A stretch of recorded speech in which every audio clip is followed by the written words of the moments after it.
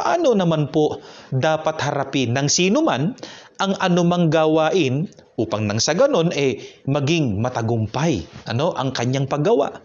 O pakinggan po ninyo ang patuloy na pagtuturo po sa atin ng Biblia.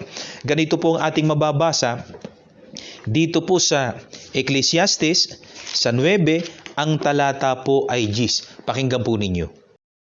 Ano man ang ginagawa mo'y pagbuhusan mo ng iyong buong makakaya.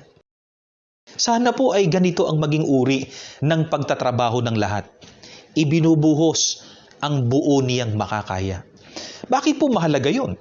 Sapagkat doon po nanggagaling ang ikinabubuhay. Kaya marapat lamang po natumbasan ito ng kasipagan. Huwag yung kapag ka pumapasok sa trabaho, pahuli-huli. At kung magtrabaho naman ano pa baga? Sabi nga po parang nagpapalipas lamang po ng oras Kaya ano po ang nangyayari tuloy sa iba? May trabaho na, naaalis pa.